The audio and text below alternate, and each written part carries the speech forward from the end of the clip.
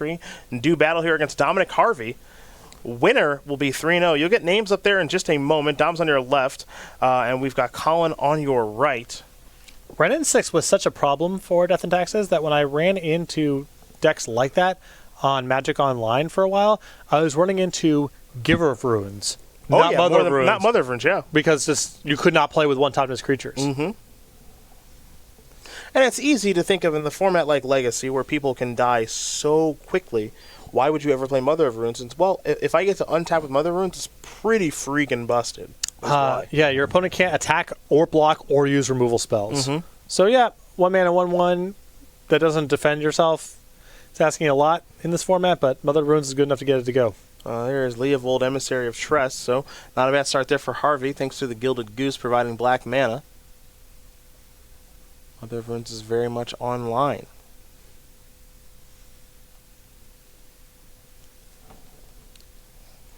You see Rountree's going to take a look at Leovold. This is a mainstay here for Harvey. 3 copies here this weekend. Part of the reason he's playing his deck is there is a copy of Phyrexian Revoker.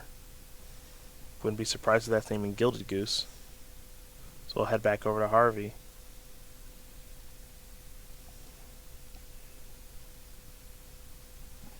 Cannot make it out from here. What is written on that paper?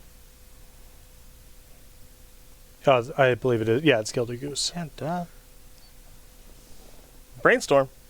Couple of cards being drawn here. Some will go back. Abrupt Decay among the cards that have been found. That'll take care of the Phyrexian. No, it won't. Never mind. Mother of Runes says, I don't think so. Yep. Dominic Harvey is going to be on no attacks, no blocks for as long as this game goes on. Leovold's text, for those of you unfamiliar, it's 3-mana 3/3. It cost a green, a black, and a blue, so the Sultai Wedge. Each opponent can't draw more than 1 card each turn, which is no problem here for Collin Rountree in his Death and Taxes deck. And when you or a permanent you control becomes the target of a spell or ability an opponent controls, you may draw a card. So there you go. There's your Sanctum Prelate. That's not going to resolve. Force will take care of that. So now Harvey's going to sacrifice that land, make a food with the Gilded Goose. So could not be naming Goose, the Revoker. This is correct. So I guess most likely thing is Oko. It named Oko. There you go. We get confirmation there from our table spotter. I think that's a good one to shut down. I'll say that.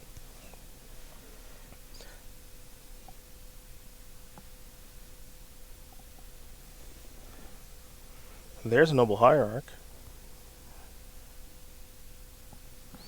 Looks like Leovold might be feeling it, and it's actually going to hang back a little bit. So we're going to head back over to Collin Rountree now. There's a Thalia. And getting the shop set up, Caracas is the follow-up. So that Thalia is not going anywhere. Also, Rountree has the option of getting the Leovold off the battlefield should he choose to. Mm-hmm. Probably better to hold off on that because Harvey does get a card for his trouble every time Rountree does it. But just one more answer in place for the things that Harvey can do. Well, there's a Green Sun Zenith. What's the plan here? Let's see. Okay. Questy B, huh? Well, not an easy thing for Rountree to block. Creatures are too tiny. Don't want to target it either. It gives your opponent a card. Yep. And then if you swords it and I draw a Force of Will, well, all right. You know, Questing Beast is this 4-mana spell that's got all this text. Haste, Vigilance, Death Touch.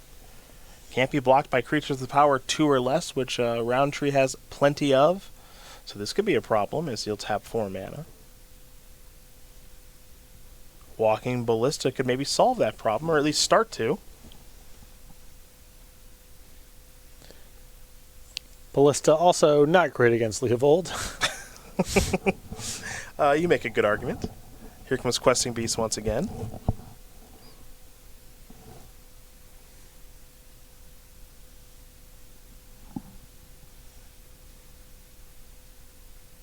There's an expensive Arkham's Astrolabe.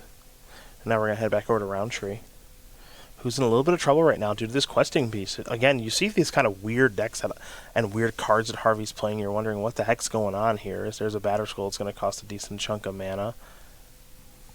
And that's actually an answer for the Questing Beast. But you wonder what the heck is going on. And the answer is he's found some cards and decks that work for him. There's Icefang Coatl. Draw a card, of course, because of all the snow permanents that are on the battlefield. These snowlands, I'll tell you, have really started to flex their muscles on this metagame. You were already forced, as you mentioned, Patrick, to play basics anyway because of Wasteland, and now you get to play these snowlands, which means you kind of get the free roll, the Coatl and the Astrolabe. Yep, and those are two cards that are, if they had no snow requirements, would be totally ubiquitous. So more Modern Horizons influence on the Legacy format. Yeah, quite a bit. Modern Horizons has had a huge, huge impact on this format, unquestionably. But it's funny to see that Wasteland might be at its absolute worst now in Legacy. And we have seen just very, very little of the sort of historic decks that are exposed to it. The days of Wasteland all of your lands or do whatever you're doing, those days are over. Another Mother of Runes. Mother of Runes going to wear a Batterskull. Another Mother of Runes comes down post-combat. Another Icefang Coatl. This is a 2-mana Brainstorm, thanks to the Thalia. Draw a couple of cards. Sylvan Library among those cards here for Dominic Harvey. Yeah, the second Mother of Runes here, a really nice piece for Rountree because now he can be very aggressive in attacking and keeping Harvey off of any attempt to trade. And now we're in the spot where I think Harvey can't really attack or block or race. So I don't know what the next steps look like. It's not getting any easier, that's for sure. Second Mother of Runes is just a huge issue here. Mm-hmm. And the first one was already a pretty big problem. Right. But you saw before where Rountree said, okay, I'll let you trade because it's just too important to keep the Mother of Runes up. Yep. Now, the next turn when Rountree attacks, if Harvey does enough to force a trade, Rountree can just say, all right, this one survives, and I still have cover for another removal spell. Well, there's your Sylvan Library. This one costs 3 mana, of course, because of Thalia on the battlefield there for Collin Rountree. So Harvey will use up the majority of his mana for the turn. We'll head back over to Collin. Now Collin's got to figure out a way, and the battlefield is pretty gummed up. How he wants to go about trying to finish crossing the line. I think that might be the tricky part a little bit here. This position's very dominating. The Mother of Runes with the Batterskull, and it's the biggest thing on the battlefield. With the second Mother of Runes now, Harvey can't even keep up appearances about trying to make any sort of trade. Mm-hmm. And the life from the Batterskull is going to very easily push Rountree out of any sort of range of Harvey being able to race.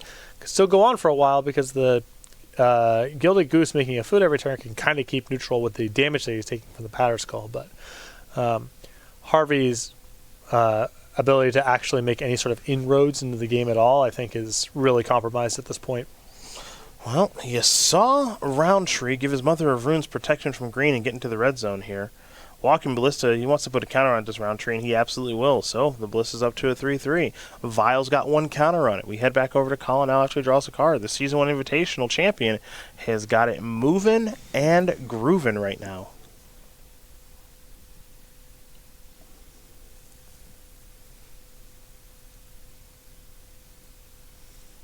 See if he wants to get aggressive again. Okay, so this time he's going to do it. Attack with my Mother of Runes Batterskull. You may block however you'd like. Looks like Questing Beast is feeling it. How about a protection? Well, blocking with the Questing Beast is a signal from Harvey that he has a lot of opportunities to respond here. Because there's no way you would offer up a card that good unless you're trying to force the issue with Mother of Runes. There's a couple different copies of Abrupt Decay there. And it looks like that's going to work to take care of the Mother of Runes. So, okay. Time to equip the Thalia with the Batterskull and simply pass the turn back with Karakas up in case anything goes wrong. Yeah, I mean, that's about as good as Harvey could ask for there, and that's still not all that good. If Rountree gets to untap with that Mother of Runes, he's back in largely the same spot, and Roundtree's going to start dialing up a large first strike attacker next turn, which will make it really challenging for, that'll change some things. It has now shifted. Plague Engineer will definitely change some things. That was the big test. Mm-hmm. That Harvey needed to get the Mother of Runes off the battlefield this turn to be able to really get anything going. Interesting. Bit of a game on our hands now.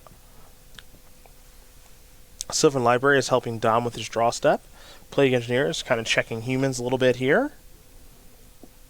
Keep in mind, a line that is now available to Rountree is attack, and if Harvey tries to put enough in front to do anything about the Thalia, Rountree can stack first strike damage and then put the Thalia back into his hand with Caracas and redeploy. It's really hard for Harvey to get out from under that. It's a cute little combo, I'd say. Scavenging Ooze is going to eat some things in the graveyard here. But Harvey is punching back a little bit here. Getting all the copies of Mother Runes off the battlefield is a huge first step. Very big. Very, very big. Plague Engineer, you can see why he's main decking a couple of copies of that card. Swords of Plowshare is going to target, I believe, Leovold. You'll get your trigger from Leovold. A permanent was targeted, so draw a card. And so there goes Leovold. Yeah, getting the Leovold off the battlefield does a couple good things here for Rountree.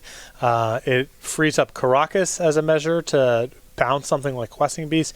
It also allows him to use Walking Ballista to start pinging off some utility creatures.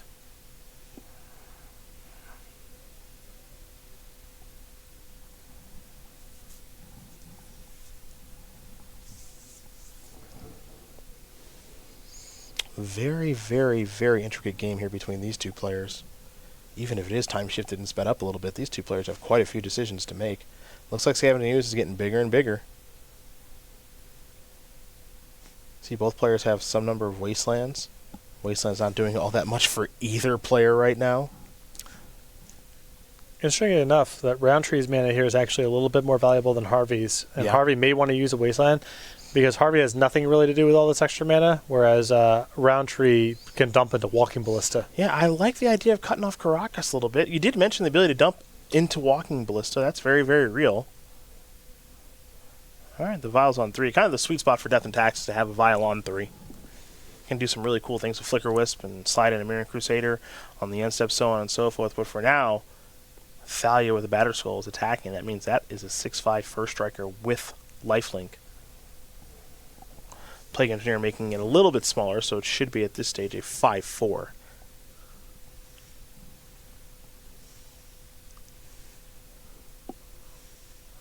Abrupt Decay wants to go after, it looks like, the Walking Ballista. This could mess things up a little bit. Yeah, the hope here, I think, for Harvey is that, you force an issue to force Rountree to shoot the Scavenging Ooze to be able to win in combat and then just not block. But Flicker Wisp makes that challenging. Well, Flicker Wisp makes a lot of things challenging, unfortunately. It's, again, another one of these cards that looks weird in Death and Taxes, but ends up being quite good. So now Flicker Wisp is going to come down, and it looks like one is going to go away until the next end step. So Flicker Wisp, plural, are making things a little bit weird at the moment.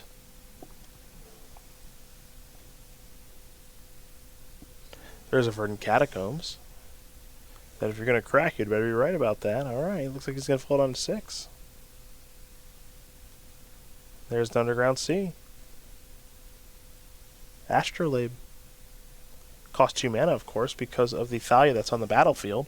Looks like Gerard Arbor was drawn, and Alfric was going to come back and says on the end step, going to get rid of your Gilded Goose. Untap and maybe try to come across the finish line here for the win, or at least close to it. 6 in the air against 6 life. Yeah, Scavenging Ooze with a couple of mana to be able to eat some things in the graveyard, but how much? Especially if Rountree just decides to move the Batter Skull over. Yeah, this game has gotten away from Dominic Harvey. In a game where he resolved a couple copies of Abrupt Decay, Plague Engineer, and a whole bunch more, Rountree has fought through that and everything else, which is actually rather impressive. But this Death and Taxes deck, it does get a bad rap, especially from me, but this deck's a little more resilient than people think. Yeah, I mean, Harvey was on the play with good stuff going on, but once Rountree resolved a Mother of Runes, even though Harvey eventually broke out of it, it just required way too many resources, and Rountree was able to gain a significant advantage in the meantime. Remember that there is a Phyrexian Revoker out there on the battlefield that's shutting down Oko.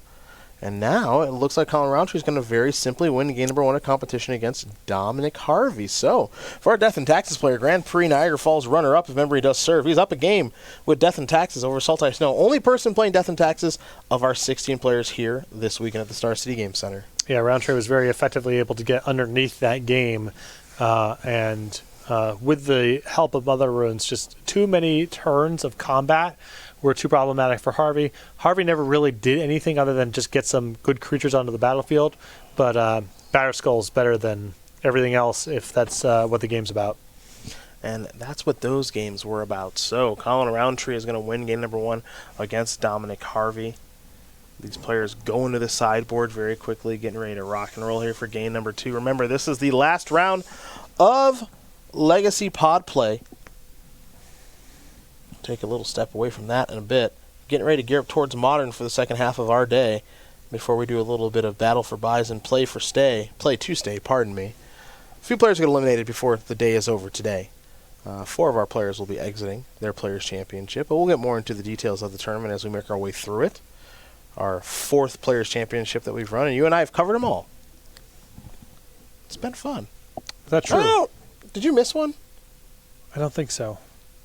I don't think you did. No. Did you? You were there for the one that Joe won, right? Mm-hmm. Okay, then you covered them all. Yeah. I remember Jim's well. Same. I remember Brad's well. Brad Nelson, of course, winning the first one. Jim Davis winning the second one, beating Todd Anderson in the finals with some unique but precise deck selection for Jim. And then Joe Lissette defeating Caleb Scheer in the finals of the last Players' Championship back in 2016. Doesn't seem like it was that long ago. But it was, because somehow that was 3 years ago. Yeah. Oh, how time flies. Before you know it, it's going to be 2030, and we're going to be flying around in futuristic cars like the Jetsons, right?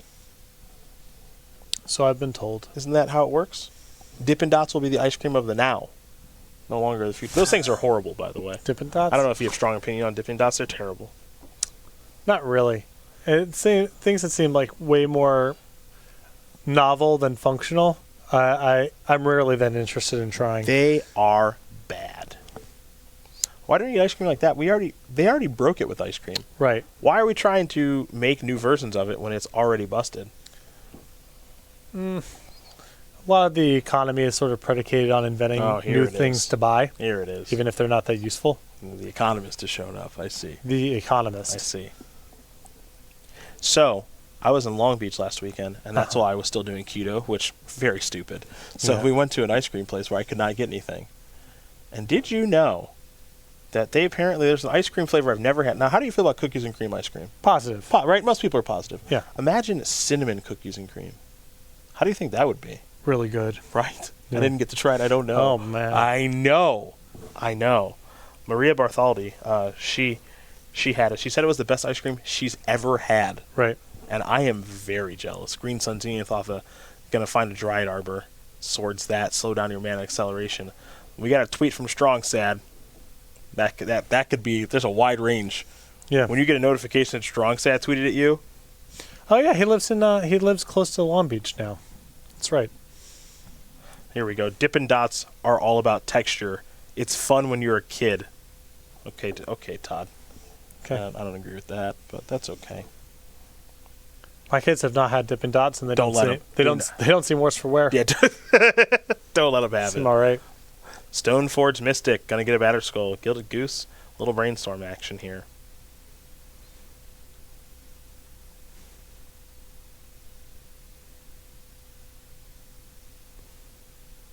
And there's an Abrupt Decay to take care of the Stoneforge Mystic. Can't let that live. There's nothing more convincing than when someone shouts at you, "It's fun." Yeah, that's true. Don't you get it? No, seriously, it's really fun. It's fun. Don't you like fun? Caracas.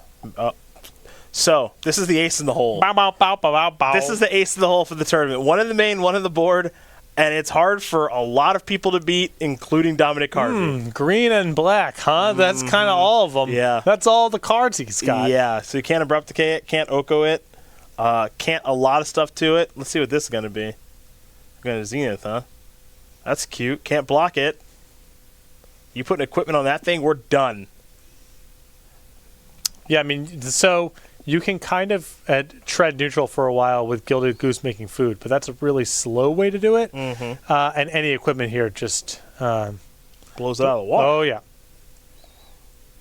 Vial, Revoker. I think Revoker's on Oko again. Here's a brainstorm.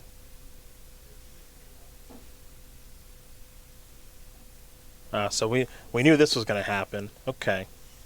Cool. A little technical difficulty. Oh, did we know about this? I was said in my ear. It's going to go away in a minute. Bang. Like it never happened. There you go. We come back. There's a plague engineer on the battlefield. Boom. Probably naming human.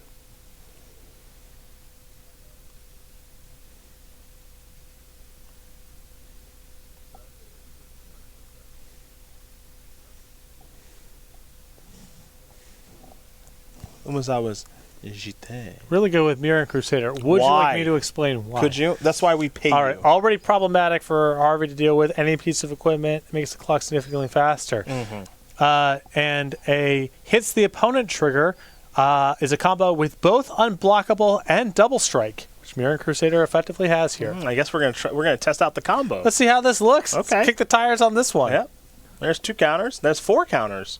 Now there's Leovold, so you don't want to use that minus the counters everything, right? You don't want to do that. Don't need it, but you don't need to. Hey, instead you can pump up the jam. Yeah, next turn. Let's see what this is. Pivot, good choice. Okay, fine. Response, Stoneforge Mystic.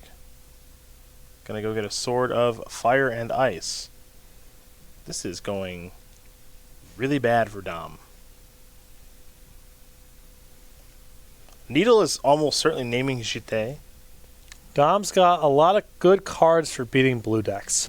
True. He does not have the same quality of card when it comes to non-blue decks. I don't think many people are ready to play against this deck. No. Death and Taxes.